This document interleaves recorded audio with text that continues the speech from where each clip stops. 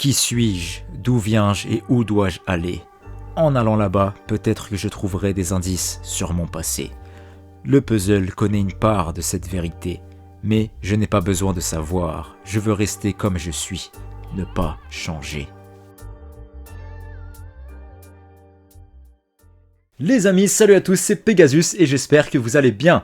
Très heureux de vous retrouver aujourd'hui pour qu'on s'intéresse à un arc incroyable, un arc de tournoi qui pour moi est le plus grand arc de tournoi jamais vu dans un shonen, qui je trouve quand on parle d'arc de tournoi dans les shonen, bah mine de rien on le cite pas, alors que pour moi c'est le plus grand arc qu'on ait vu dans un shonen en termes de tournoi je parle, hein, juste, donc incroyable. Donc vous l'avez compris déjà si vous avez lu le titre de cette vidéo, que nous allons nous intéresser les amis aujourd'hui à l'arc Bataille-Ville de Yu-Gi-Oh! Oui, il était temps que je fasse cette vidéo bordel, j'ai traité de tous les arcs de toutes les séries Yu-Gi-Oh! Mais j'ai toujours pas fait celui-là. Pourquoi? Comment? Je sais pas. Mais mieux vaut tard que jamais, donc aujourd'hui on va s'intéresser de plus près à cet arc-là. Les tournois, entre guillemets, un schéma narratif obligatoire presque dans le monde du shonen. Ah bah oui, dans un manga, tu fais un tournoi et c'est le meilleur moyen d'intégrer de nouveaux personnages et de nous les présenter petit à petit, un moyen donc efficace de faire avancer l'histoire en la mélangeant avec un enjeu et beaucoup d'action pour pas qu'on s'ennuie. Et aujourd'hui, j'aimerais donc partager avec vous ce qui fait de l'arc Bataille-Ville de Yu-Gi-Oh! Selon moi, le plus grand arc de tournoi qu'on ait pu voir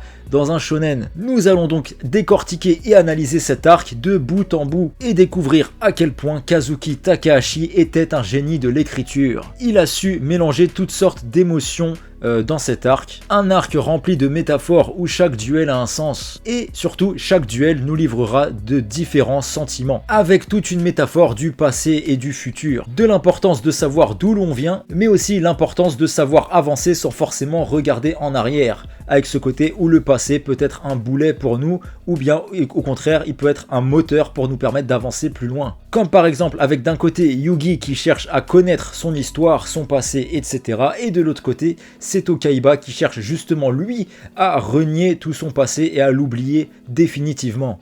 Bref, installez-vous confortablement et découvrez ou redécouvrez l'arc de Bataille-Ville de Yu-Gi-Oh! Le temps est passé depuis que nos héros ont vaincu Pegasus sur l'île du royaume des duellistes. Yugi est désormais connu et reconnu de tous, mais il est très loin de se douter de toutes les choses qu'il s'apprête à vivre. C'est une exposition sur l'Égypte antique au musée de Domino qui va mettre une pièce dans la machine et bouleverser le destin de notre héros, mais aussi celui de ses amis. Isis Ishtar, une responsable des patrimoines envoyée par le gouvernement égyptien, préside cette fameuse exposition. Celle-ci décidera d'inviter Seto Kaiba à cette exposition pour lui montrer quelque chose qui changera son destin.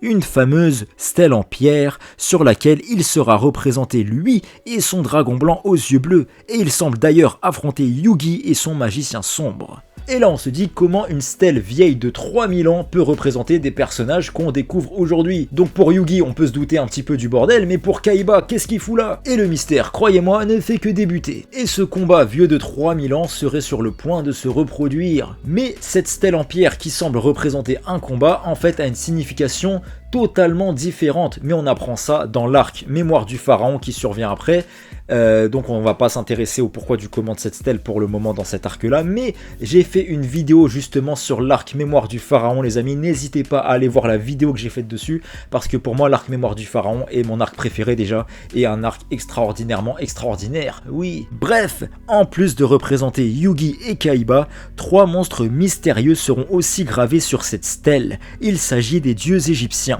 Des monstres surpuissants et incontrôlables. Pegasus lui-même avait décidé d'en faire des cartes, mais par peur, il ne les a jamais utilisées et a préféré les cacher. Quiconque contrôlera les 3 dieux égyptiens deviendra le roi de ce monde. Toutefois, ces cartes ne sont pas destinées à n'importe qui. Isis racontera l'histoire de l'Égypte antique, l'origine des duels et toutes ces conneries à Kaiba, mais celui-ci, il n'en a que faire. Il ne croit pas un mot de ce que peut raconter Isis. Néanmoins, dès qu'on lui a parlé de cartes surpuissantes, forcément là, il a tilté. Isis missionnera donc Seto Kaiba de récupérer ces 3 cartes pour le bien de l'humanité, et lui lèguera d'ailleurs la première d'entre elles, Obélisque le Tourmenteur. Ces cartes sont également recherchées par un groupe obscur nommé les Ghouls. Kaiba décidera alors d'organiser un tournoi immense réunissant les plus grands duellistes, où chaque vainqueur pourra dérober la carte la plus rare de son adversaire. Ce tournoi se déroulera dans toute la ville et prendra une allure de Battle Royale. Le but de ce tournoi, vous l'avez compris, c'est que le perdant peut donner sa carte la plus rare au mec qui l'a battu. Du coup, le but de ce tournoi, c'est clairement de réunir les 3 cartes de dieux égyptiens. Tous les plus grands duellistes seront de la partie, donc forcément toutes les cartes les plus rares elle aussi. Ce qui amènera les ghouls à y participer clandestinement, eux qui sont dirigés par un certain Marek Ishtar, qui a des objectifs très obscurs, réunir les 3 cartes de dieux égyptiens et tuer Yugi. Mais pourquoi donc? Et c'est vrai qu'au début de l'arc Batailleville, on peut se poser une question, on peut se dire, bon, on vient quand même de sortir d'un arc de tournoi avec l'arc Royaume du Dueliste, et là, dans la foulée, on se mange un arc de tournoi encore une fois. Donc on peut se dire, c'est pas un petit peu redondant, non? Et bah en fait, pas du tout. Et c'est là tout le génie de Kazuki Takahashi, mais on va décortiquer le pourquoi du comment dans cette vidéo. Bref, un soir de pleine lune, Jonoichi tombera sur l'un des ghouls et se fera battre à plate couture par Exodia. On nous annonce donc direct la couleur. Le tout premier adversaire qu'on voit lors de ce tournoi, bah c'est un ghoul déjà, il est très mystérieux, très dangereux, il fait flipper, et en plus de ça il utilise Exodia, l'un des monstres les plus puissants jamais créés du jeu Magic & Wizard, donc forcément à ce moment là tu te dis waouh, si le premier adversaire qu'on voit il utilise Exodia, ça va être quoi la suite? Jonoichi perdra ainsi sa carte la plus précieuse, le dragon noir aux yeux rouges, mais le lendemain, ce même ghoul se fera terrasser par Yugi qui récupérera la carte de son ami. De là, une promesse naîtra entre les deux.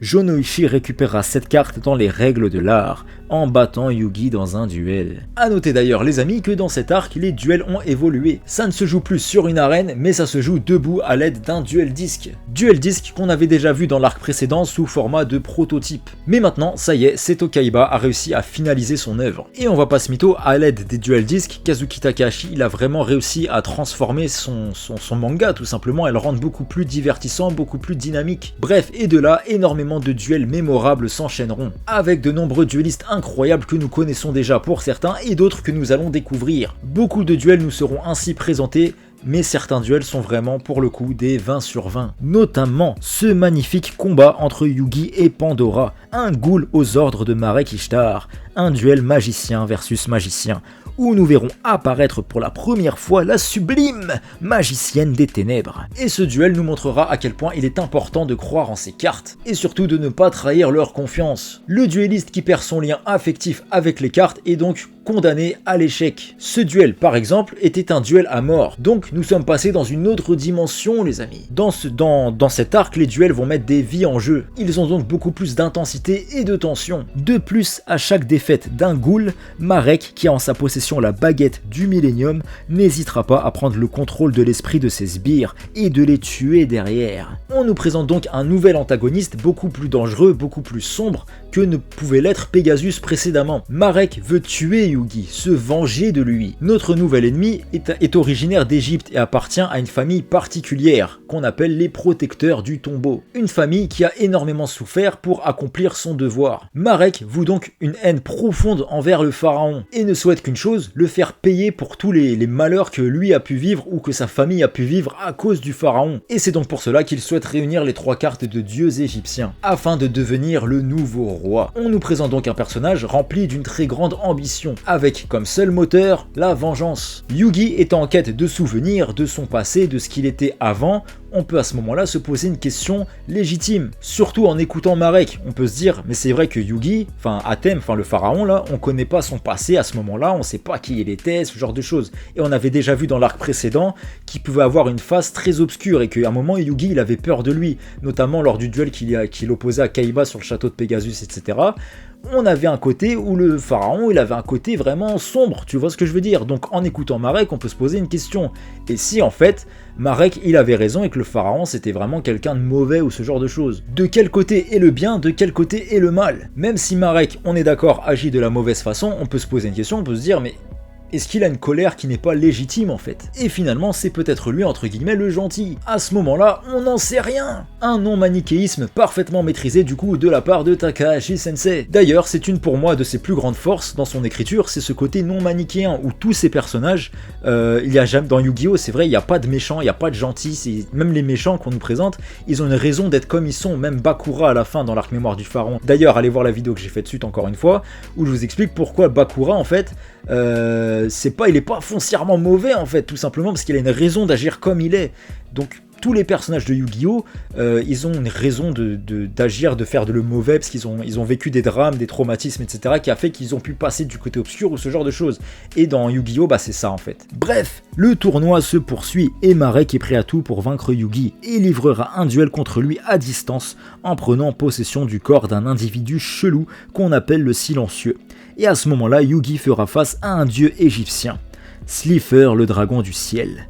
La marche semble trop haute à franchir pour notre héros, qui fait alors face au combat le plus rude qu'il n'ait jamais mené. Et là, on est encore au tout début de l'arc, et c'est un truc de fou. Plus ça avance, plus les duels sont épiques et majestueux. Et puis, on n'a pas encore parlé du chara-design des dieux égyptiens qui sont incroyables, faut dire les termes. Et en plus de ça, à chaque fois qu'ils vont être invoqués sur le terrain, les dieux égyptiens, le temps il va s'arrêter, ça va être tellement épique, tellement incroyable d'ailleurs que ce soit dans le manga ou même l'animé. Et dans le manga, à chaque fois que les dieux égyptiens sont invoqués, on a droit à des doubles pages qui sont vraiment stratosphériques. Les dieux égyptiens sont à la fois imposants, flippants, épiques. Ça veut dire que quand on les voit, nous, sur le manga, à travers des doubles pages par exemple, ils nous font flipper, ils nous mettent mal à l'aise tellement ils en imposent en fait. Et ce côté-là est extrêmement bien foutu. Bref, sauf que Yugi, on le connaît, il a un cerveau qui fonctionne bien et réussira à trouver un stratagème extraordinaire pour vaincre Slifer et ainsi vaincre Marek.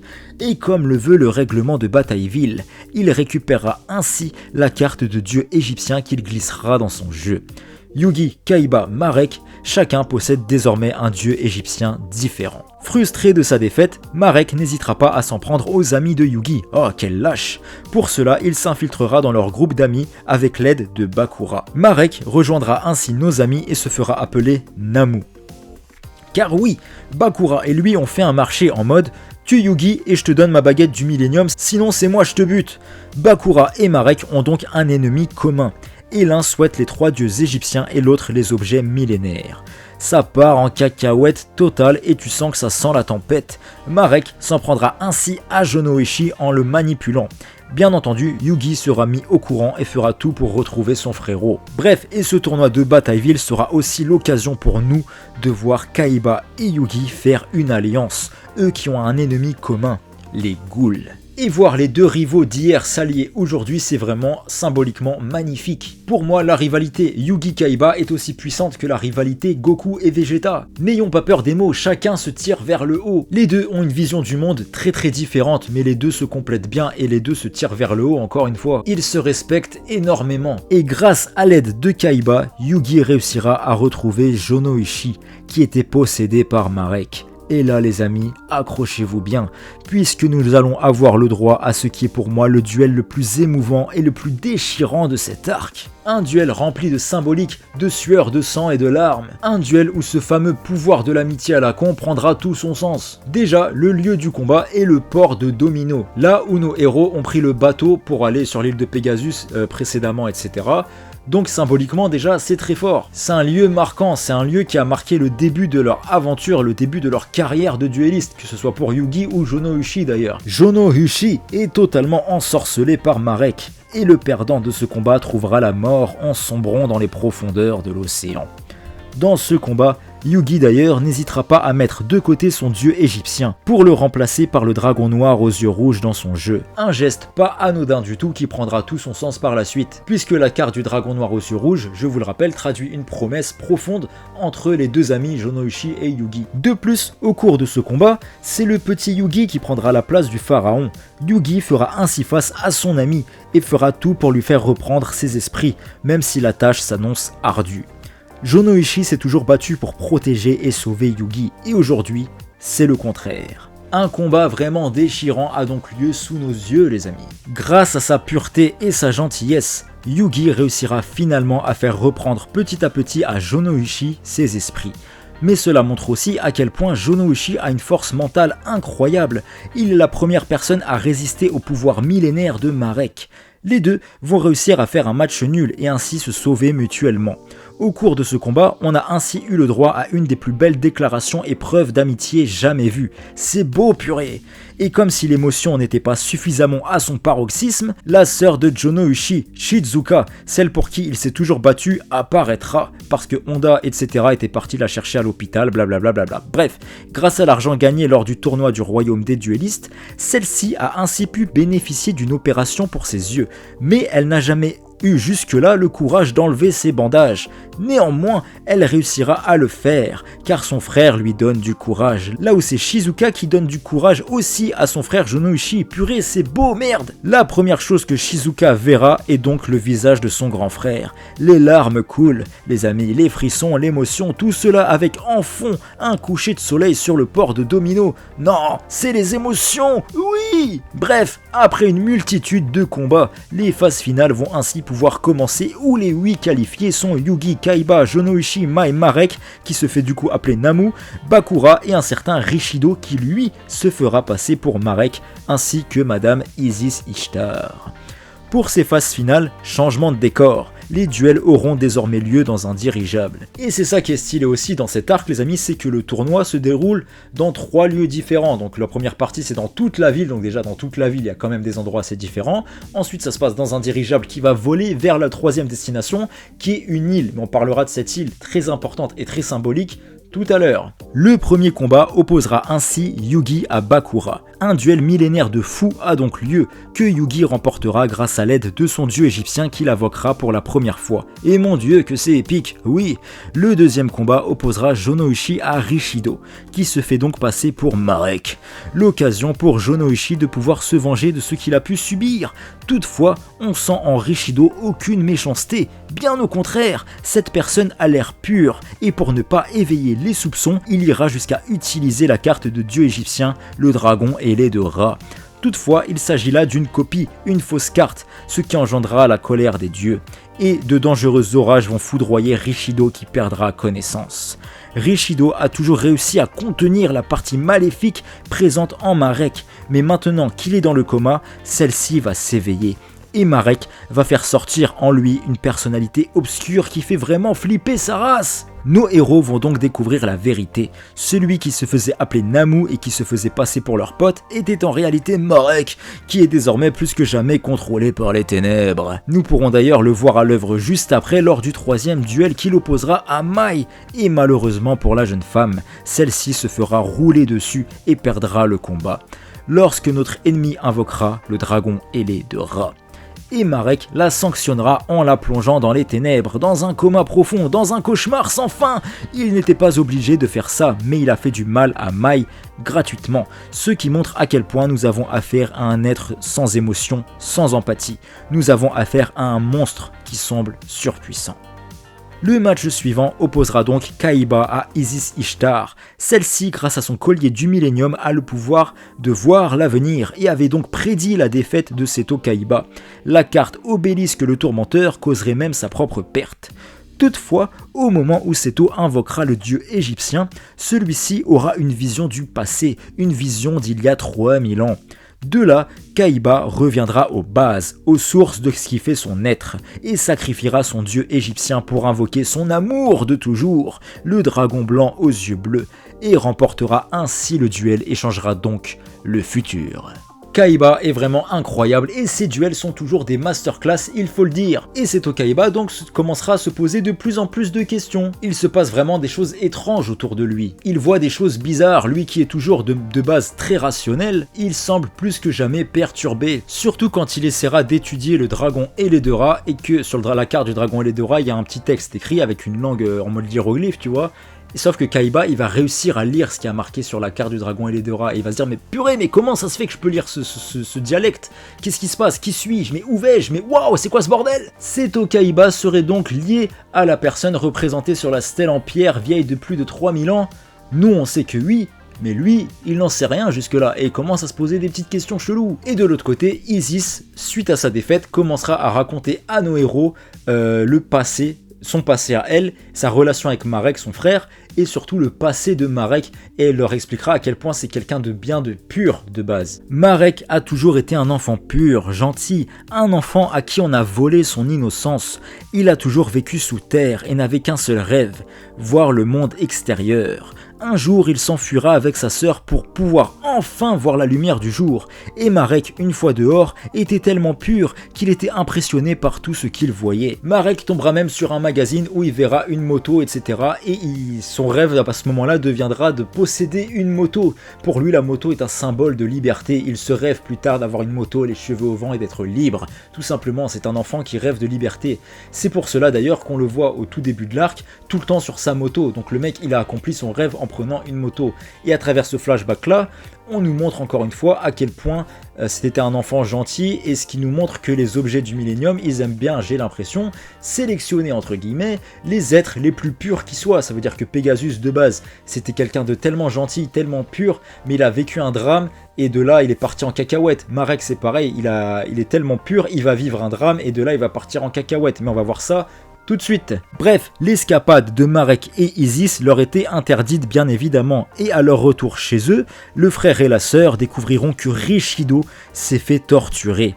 Pris de colère, Marek engendrera alors sa personnalité obscure et tuera son propre père. Et une fois avoir repris ses esprits, on lui dira que c'est à cause du pharaon que son père est mort, blablabla. Bla bla bla. Et de là, il vouera une haine profonde donc envers le pharaon pour tout ce qu'il a subi, pour son destin, pour la mort de son père, bref, il le tiendra responsable de tout. Marek a toujours voulu avoir une vie normale, une vie simple, il a toujours voulu être libre. C'est tout simplement un être pur à qui on a volé son innocence, son enfance, ce qui entre guillemets justifiera son passage dans les ténèbres et sa colère. Et malgré tout ça, je vous rappelle qu'on est encore dans un arc de tournoi, ça veut dire que là, Kazuki Takahashi, il a commencé à nous mettre v'là les émotions, vous commencez à capter toutes les émotions et les métaphores et tout ça qui sont introduites dans l'œuvre en plein arc tournoi, bordel. Mais c'est incroyable! C'est désormais l'heure des demi-finales du tournoi qui se dérouleront sur une île particulière puisqu'elle servait de base pour accueillir les usines d'armement de la Kaiba Corp. Kaiba qui a toujours voué une haine profonde envers son père adoptif, et d'ailleurs, il a décidé de transformer la Kaiba Corp d'une société de production d'armes à une société de jeux. Kaiba Corp, depuis que Seto Kaiba a repris la société, n'est plus là pour faire la guerre, bien au contraire, mais pour apporter du bonheur aux gens. Kaiba ne veut plus que les enfants souffrent comme lui, orphelin, a pu souffrir lorsqu'il était enfant. C'est pour ça que j'adore Kaiba, les amis. Il agit comme un connard, mais en fait, il est tellement gentil, il a tellement le cœur pur, c'est juste qu'il a une grosse carapace. Le mec a tellement souffert dans son enfance que ça l'a construit de manière...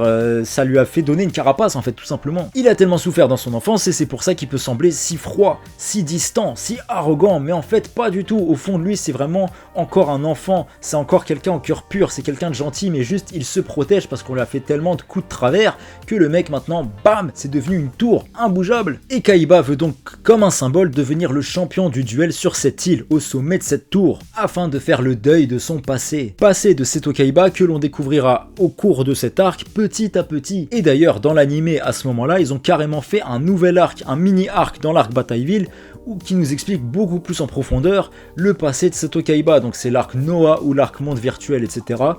Qui est personnellement que j'ai adoré tout simplement. Donc n'hésitez pas, parce que j'ai fait une vidéo dessus bien évidemment, hein. Donc n'hésitez pas à aller voir la vidéo que j'ai faite sur l'arc monde virtuel, les amis, sur l'arc Noah. Si vous voulez en savoir plus sur cet arc, sur l'histoire de Kaiba et ce genre de choses, n'hésitez pas donc à aller voir la vidéo que j'ai faite sur cet arc, les amis. Elle est sur ma chaîne, vous allez kiffer. Vous l'avez compris, Kaiba veut donc faire le deuil de son passé. Toutefois, un passé vieux de plus de 3000 ans va venir le rattraper. Les demi-finales verront donc s'opposer d'un côté Marek versus Jonoichi et de l'autre Kaiba versus Yugi. Dans le premier combat, Jonoichi n'a qu'un objectif, venger Mai, venir à bout de Marek afin de pouvoir libérer son ami du royaume des ombres. Un duel stratosphérique aura donc lieu, un duel où Jonoichi fera face au dragon ailé de Ra. Il réussira néanmoins à le contrer.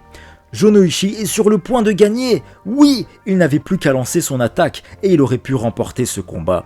Néanmoins, trop affaibli par ce duel des ombres, il n'aura pas le temps de lancer son monstre à l'attaque et tombera dans le coma. Marek, du coup, de justesse, sera déclaré vainqueur. Encore une fois, à travers ce duel, on voit à quel point Jono-Uchi est un très bon duelliste. Je rappelle quand même que le gars, il est arrivé 3ème ou 2ème, je sais plus, dans l'arc royaume du duelliste. Maintenant, il a gagné pour moi contre Marek, c'est juste que il est tombé dans le coma avant de dire attaque, tu vois. Et il a quand même réussi à contrer un dieu égyptien au passage. Malheureusement, il est tombé dans le coma avant, et ça nous montre encore une fois à quel point c'est un duelliste de fou. Et à ce moment-là, même Seto Kaiba, il va reconnaître sa valeur. C'est dire. Mais pas le temps de pleurer son ami que Yugi devra enchaîner dans un duel contre son rival de toujours, Seto Kaiba. Obélisque le tourmenteur versus Slifer le dragon du ciel. Un duel millénaire va donc avoir lieu. Sûrement un des meilleurs duels de l'œuvre, les amis. Un duel extraordinairement incroyable. Et si je ne dis pas de bêtises, il me semble que c'est le duel le plus long de Yu-Gi-Oh!, que ce soit d'ailleurs dans le manga ou dans l'anime. Duel au cours duquel nos héros verront des visions de leur passé. De plus, dans ce combat, Yugi utilisera le dragon noir aux yeux rouges, monstre emblématique de son ami Jono-Uchi, une manière pour Yugi de montrer à Kaiba que Jono-Uchi est un duelliste de très grande valeur. Et ce combat se soldera, bon c'était prévisible, par la victoire de Yugi, mais sauf que quand Yugi va gagner, il va dire une phrase très importante à Seto Kaiba. Il lui dira en gros que eux deux, ils ont exactement la même force, voire même que Kaiba il est plus fort que lui. Toutefois, il lui manque quand même quelque chose pour pouvoir gagner, la paix intérieure. Kaiba porte tellement de colère, de haine, de tristesse en lui qu'il ne pourra pas vaincre Yugi tant qu'il n'aura pas vaincu sa frustration et surtout vaincu ses démons intérieurs. C'est la force de l'amitié qui a permis à Yugi de vaincre. Et ce côté-là me rappelle énormément un combat dans Hokuto no Ken, même si ça n'a rien à voir, cette philosophie me rappelle le combat entre Kenshiro et Rao, où Rao, Kenshiro il dira Rao t'es beaucoup plus fort que moi, mais t'as pas gagné ce combat parce que justement t'as pas cette valeur de l'amour en toi, tu vois ce que je veux dire, et bah là c'est exactement la même chose, et c'est beau putain, j'adore. Bref, c'est le moment de la grande finale tant attendue entre Yugi et Marek, un duel sur lequel repose le destin du monde. Mais avant ce combat, Kaiba qui avait trouvé en amont un moyen de vaincre Ra, donnera une carte à Yugi permettant de lutter. Kaiba est beaucoup trop fier et n'ose pas le montrer, mais en plus de beaucoup de respect, il a beaucoup d'affection pour Yugi. Lors de ce duel des ombres, Yugi et Marek seront pris en otage. Celui qui perd verra son double mourir. Ce qui empêchera Yugi de combattre comme il le souhaite. Il sait que de base Marek est quelqu'un de bien et il ne veut pas le voir mourir. Là où Marek, lui donc le bon côté de Marek, a toujours voué une haine envers le pharaon, aujourd'hui il voit son ennemi de toujours lutter pour pouvoir lui sauver la vie, ce qui lui fera réaliser énormément de choses. Lors de ce combat, Yugi sera au pied du mur. Mais le réveil de Rishido permettra au bon côté de Marek de reprendre le contrôle et ainsi d'inverser les rôles. De là, il abandonnera le combat, entraînant ainsi la disparition de son côté maléfique. Le monde est sauvé, Marek est plus que jamais reconnaissant envers le pharaon et ses amis, et lui montrera son entre guillemets tatouage dans le dos afin qu'il puisse découvrir le secret de sa mémoire. Yugi a désormais les 3 dieux égyptiens en sa possession et devra ainsi se rendre en Égypte afin de découvrir toute la vérité. Il partira ainsi en quête de son passé. Là où Kaiba, lui, fera exploser toute l'île, un moyen pour lui au contraire d'oublier son passé, d'avancer, et il n'a qu'un rêve désormais, construire son parc d'attractions afin de faire sourire un maximum d'enfants.